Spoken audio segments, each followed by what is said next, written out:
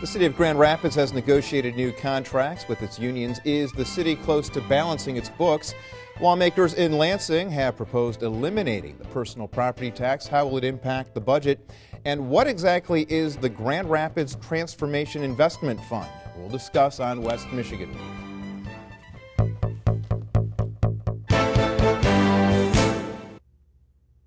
And thank you for joining us on West Michigan Week. On the panel, Carol Valet, Grand Rapids Business Journal.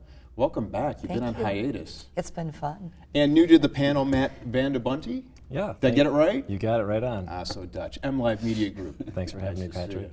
And of course, we've got Greg Sundstrom, City Manager. Hello, Grand hello. Rapids. Yeah. Welcome back. Oh, my pleasure to be here. Now we're going to grill you. Yeah, go ahead. Well, you know, a lot of folks have been a little concerned about the budget. You've come out of a real hole here. Yeah. Give us a little history of where the city has been and where we are. Well, 3 years ago, we had a $33 million operating deficit on a $110 million general fund. A very, very dire condition. We were able to weather that. The next big event was when the city had voters beautifully approve a temporary 5-year city income tax increase, and it permitted us to take a step back, to restructure, and to put a plan in place for the future. And we are still climbing out of a very deep hole, but nearly every indicator that we have, we're moving in the right direction. Things are getting better and better for us. So as we planned 2 years ago, I do believe 3 years from now, at the end of that 5-year income tax increase, the city will be financially sustainable for its core services. There will still be some problems that we will not have addressed, like streets, parks, but I don't think we're going to have a problem worrying about city keeping its doors open, about us having a good bond rating, about police and fire being able to respond. All of the core functions of city government, I do believe, will be financially sustainable by 2015, 2016. Let me ask, Greg, in your projections, you're saying, you know, a pretty nice drop in the unemployment rate within city limits, especially comparatively with the statistical area around the state of Michigan. You're also saying a nice increase in average household incomes in the city.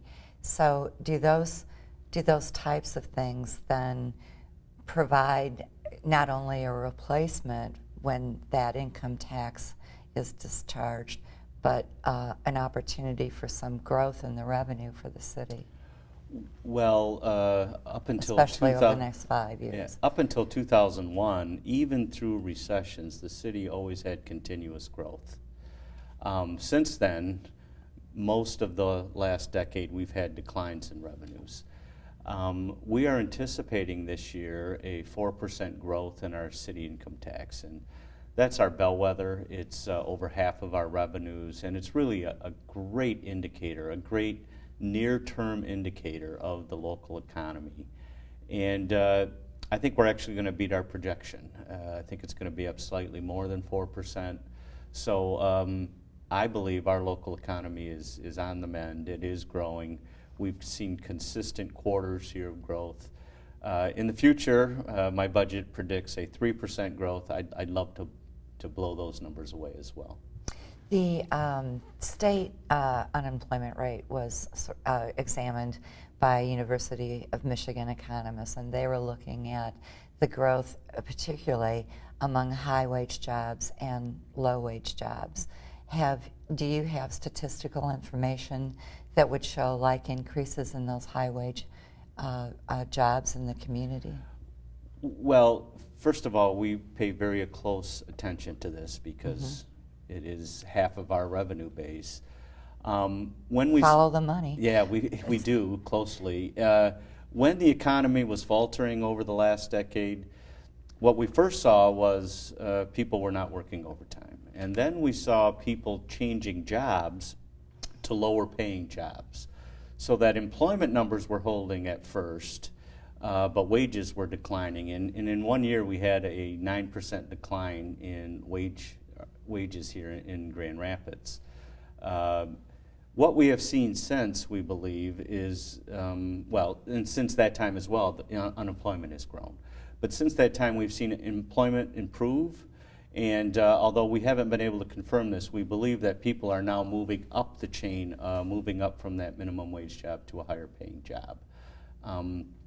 That's really the sustainable way to grow jobs and to grow the economy. Now, Carol a moment ago said when the income tax gets discharged. Yeah. And as you mentioned, voters 2 years ago approved the income tax increase, and so now we're basically 2 years into the 5-year transformation, which Right. I think we'll talk about in a moment.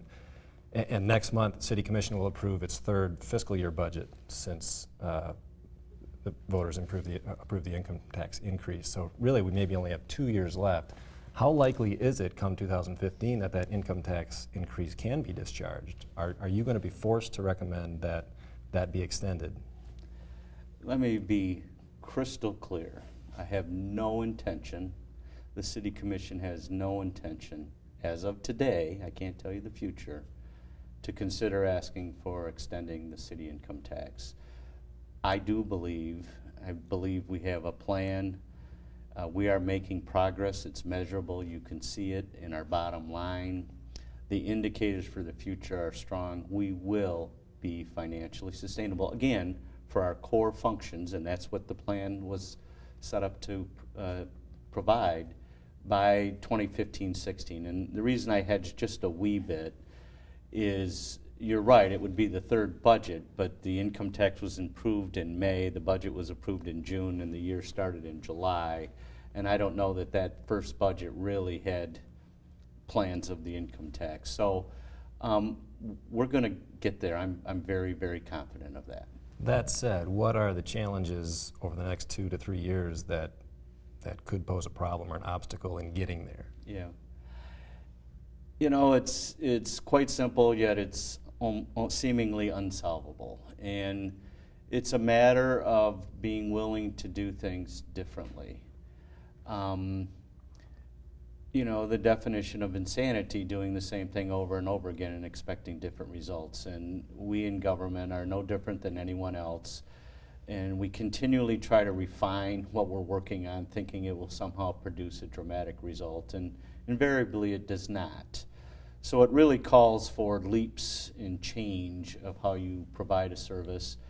That's what we refer to as transformation, transforming our services. And it's trying to convince particularly 20, 30-year veterans who really have a fair amount of expertise in the field. They have built their entire career performing a service in a certain way, and then you say to them, we need to figure out a different way. That's my challenge right now. Now, I'm really pleased to see that the culture of our organization, I believe, is changing, and people are stepping up to that challenge. But it's still, you're standing out on the ledge, you know. I know this is the best way to do it, but I have to do it differently. We have a relentless push right now to cut cost in every single area, and everyone feels it. So it's the notion of turning the ocean liner that is really the key to our success. Technology upgrades, are those going to be impactful? Yeah, technology's huge. So, especially as you've made cuts in other areas and Yeah. are more dependent on it, Yeah. and haven't had the revenue to really build it out. So, Well, we're using technology really for 2 purposes. One, to create easier, better, improved access for our customers, 24/7 City Hall kind of thing. But also to provide us efficiencies. And it's amazing, technologies properly applied. And we start with the customer to try to improve the customer experience. And once we start there and build through our process that we can find efficiencies, they can be incredible. For example, it doesn't seem like a sophisticated technology, but our new refuse program, where we will have arms come out of the truck, pick up the carts and empty them. We believe we can improve our efficiency by 40%. Now, any business owner in this country would love a 40% improvement in efficiency. Now, maybe we were really bad before. I happen to think our employees worked darn hard, but they didn't have the right tools. They were doing everything manually. We want to compete like the private sector does. We're going to use this technology and I think we're gonna do an incredible job. You keep looking for areas to save, and we talked about the expiration of the city income tax increase. Yeah. But then you have Lansing, lawmakers there proposing the elimination of the personal property tax, but saying we'll find other revenue streams at 98% of it. In the future. In the future. Yeah. So that 2% that you could potentially lose here, if this is, if this makes its way through to the governor and it's approved by the governor, 2% is what to the city? Well, 2% is $2.5 million of our general fund. But the difficulty is I think the way it's presented. The way I understand the 2% threshold is it's a threshold to decide whether you continue to receive some sort of PPT replacement funding or whether you do not. Those who do will receive, at last count, somewhere between 81 and 90%. So it's not really a 2% cut being proposed, but more a 10 or 20% cut. But the notion of percentages of total revenues is a little crazy. 2% of all revenues or all general fund revenues for a small township might be a few $1,000s. And what does that few $1,000s mean? Well, it's important to that government, that township, but it buys flowers or something relatively small. 2% of the city's revenues, still 2%, but in our case, a couple $1 million, that's 20, 25 cops. I mean, this is not a bag of flowers or something relatively small, a few $1,000s. It's still a lot of money and a lot of impact. Now, having said that, we are in close contact with the governor's office and with the legislature. I was just in a meeting this morning with legislators, and I'm confident we're going to get to a solution. The city of Grand Rapids stood out first, and we stood with the governor and we said, let's eliminate the PPT. We still are there. We think it's a bad tax. It is anti-business. We want to get rid of it. Having said that, you can't just walk away and say, okay, government, figure out how to fill in your own hole here. There has to be a way to look at funding for local governments. We've asked the governor to pledge to do that. I think the governor will keep his commitment, and we're going to look at all funding for local government, see what needs to be changed. Have you talked to Governor Snyder in regard to your concerns for the replacement, or has it been more specific to the meetings you've had with Lieutenant Governor Calley? Well, we have really talked with the governor, the lieutenant governor, the governor's staff. What about the budget director? No, we have. I have not. No. The governor does not have a desire, at least that I can see or that I've heard, to hurt local government. He wants to improve the business climate. So your recent meeting was with the House of Representatives. Well, today I met with 2 senators and a representative. What, they were apologizing or cheering? Or No, it's a tough place. They think, and I would not say they're wrong, to get rid of PPT will help business. But for a city like Midland, it's half of their revenues. You can't just say to Midland, sorry, you lose half your revenues, figure it out. I mean, there are people that live there and raising families there. And, state government has a bigger responsibility to make sure they can work this out. Now, PPT aside, Patrick at the start of the program referenced union contracts that you've reached and fairly significant concessions across all the bargaining units, right? 8%, 8.2%. And Yes. and many of those concessions were in healthcare. Yes. And yet, the total cost of compensation for the city continues to rise because of rising health and pension costs. How much of personnel compensation is a problem that has to be handled in Lansing versus in Grand Rapids? I don't know that we can push off this problem onto Lansing. I think we brought it onto ourselves. Of course, Lansing has the same problem, be clear. In fact, every government in this country has this problem, and many private companies have this problem, as General Motors. We have ignored the cost of benefits, deferring those costs to future generations, and just biding our time as manager and moving on. And finally, it's time to pay the piper. And so I think Lansing can help us fix it, but I don't know that it's fair at all to blame them for this problem. All right, we're going to take a quick break, and when we come back, more with Grand Rapids City Manager Greg Sundstrom in just 1 minute.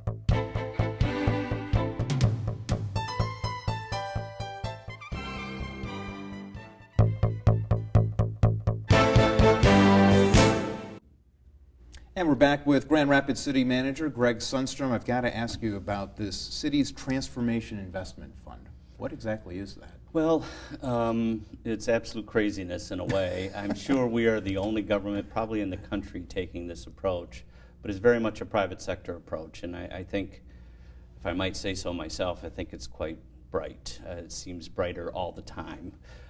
Really what we did is we took the 5-year temporary city income tax increase, and we said, you know what, let's try to put all that money into a separate fund, and as best we can, not touch it. Now, we did have commitments to spend portions of it for police officers, for firefighters, and of course we're doing that. We're fulfilling all of the obligations that we promised. But the balance and what we promised voters, we would use it to ensure that the general fund stays solvent during this period. And in fact, we have made transfers out of the transformation fund to the general fund to try to make sure we have an adequate fund balance. But more importantly, what it did is it created kind of a venture capital fund, an innovation fund. All told, that fund, because we're also putting our EVIP money in from the program from the governor, because he told us it was one-time money, we're going to have over $40 million that over time will accrue in that fund. Now, a portion of that, again, we intend to send back to the general fund, but we've created a fund that we can use to reinvest in our services, just like the private sector. When we reinvest and make them more efficient, we can lower our cost. And you know, the buzzword in City Hall is return on investment. We don't look at anything unless we know when are we going to start to receive savings from whatever investment we apply. So we've already started. You know, the first one that came out of the box were the QRV vehicles for our fire department, $900,000. But our chief believes that we can begin to see savings from that investment in less than 3 years. So in less than 3 years, there'll be real savings because of this investment. So it's afforded us a great opportunity, but more importantly, it's created a mindset in City Hall that we need to change our services, reinvest in them, make them more efficient. You know, when I see commissioners ask staff, so what's the return on this investment? As opposed to, you know, the political nature of making appropriations. That's exactly where policymakers should be, and that's exactly where staff should be. Matt was talking before the break about the concessions and the newly negotiated police and fire contracts, actually all union contracts. But I'm curious, especially with police and fire, whether the cuts to date, let alone what you may have to do, and what impact that's had on insurance ratings for the community of Grand Rapids and what that is doing to rates for homeowners and even for city and your city budget. Well, let me start at the end of your question, I think. Yeah. The City of Grand Rapids Fire Department just went under an ISO insurance review. This is a very big deal. The ISO agency provides a rating, and then insurance companies across the country use those ratings to set their rates. Grand Rapids was a third-class fire department. We were the highest fire department in the state except for the city of Detroit. We were reevaluated. We have been moved up to a second-class fire department. We are in the top 0.8% of all fire departments in the country. And So that the means cuts lower really- insurance rates. The cuts really didn't then impact those ratings overall. Well, and in fact, you're hitting on the exact magic that we're looking for. We want to lower our cost and at least maintain, if not improve, our outcomes. And in this case, we have a fire chief, Laura Knapp, who's just an incredible innovator, and she's been able to lead her team to really improve their service quality, all the while planning for service cuts.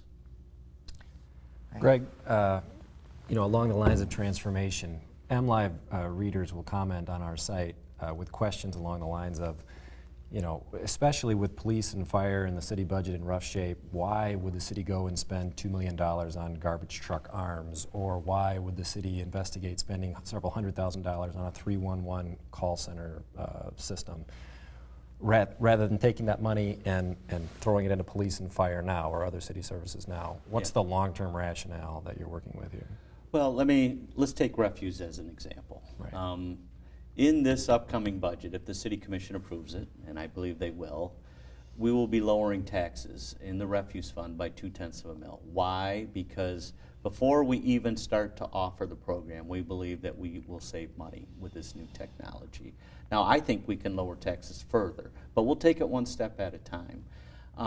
If we can continue to lower taxes in refuse, it will create a sense of support in our community, I believe, that if we need more money for police, they might be willing to give it. So I'm trying to do everything we can, our entire organization, the City Commission, to relentlessly push down cost every place. Because, I understand police department is, I'd like to think it's second most important service, second behind water and sewer, because you need that to live every day. But nevertheless, police and fire are critical and important services, but they already consume nearly 2/3 of our budget. And left unchecked, they'll be 3/4 of our budget. And at what point do you say how important are police and how important are parks or how important are other city services? So we want to drive down all costs to try to protect police and fire, really. Well, and on that line of thinking, realistically, can the police transform their budget in order to make the savings that you need to make by 2015, or is it a matter of robbing Peter to pay Paul? Yeah, so to well, Consolidation. that's the $64,000 question in City Hall. They are the largest department. They're 40% of the city's budget. If they fail to reduce their cost and maintain their outcomes, the city will fail. It's that simple. So every other department can succeed and hit their goals, but if the police department fails, we all fail. So there's immense pressure on Chief Belk. There's immense pressure on the City Commission. Chief Belk recently had his budget review session. I thought it was quite tense. The expectations of Chief Belk are quite clear. They're quite a heavy load. Now, do I believe that he will get there? I think that he will. He has presented some plans he did for the City Commission that I think there's a couple of ideas there that will get us our 10% savings. Now it's change, and it's huge change. He suggested some fairly radical ideas. One, that the police department takes over medical response. Another was that the city and the county sheriff merge. In essence, the county sheriff provide policing services in Grand Rapids. Well, a few years ago, the chief that recommended that might have been thrown out of town. So it's time to think of these crazy ideas, and I think they can work. I think the notion of consolidation, either with the cities of Wyoming and Kentwood or with the Kent County Sheriff, I think there are significant savings to be had through that, and I think that's how he's going to reach his goals. Can you reach those goals in time? Consolidation takes time. To change over, structures takes time. Yeah. I wish I could guarantee a perfect outcome. All I can say is we are on a schedule to hit it, even with the police department. Too many things go wrong. Will it slow us down? Sure. But, if we're 80% there when the clock runs out, I'm confident we'll figure out a way to get the rest of the way there. So You're also privy to, some eye on the future, and I don't expect you to be a magician and pull things out of your hat, but you know, in terms of what you know is coming for Grand Rapids in terms of projects and build-outs and a number of other important business decisions. Where do you think that development? Do you think the cranes are going to go back up in the way that they did in the mid-2000s? Well, I'm not sure we'll see that explosive growth that we did anytime soon. Now it's all in residential, isn't it? Yeah, well, Is it not? but the point is, we're still seeing strong growth in our building inspections, permitting. You know, the private sector in this community is incredible. They understand if you make an investment, you have an opportunity to make money. And so investment continues in this community, and I think we're going to be all right. All right, we'll have to end it there on the panel. Carol Valet, Grand Rapids Thank you. Business Journal. Our newcomer, Matt Vandebunte, MLive Media Group. Thank you so much for stopping you. by. And Greg Sundstrom, Grand Rapids City Manager. Thanks for being here. My pleasure. And thank you for being here this week. We'll see you next week on West Michigan Week.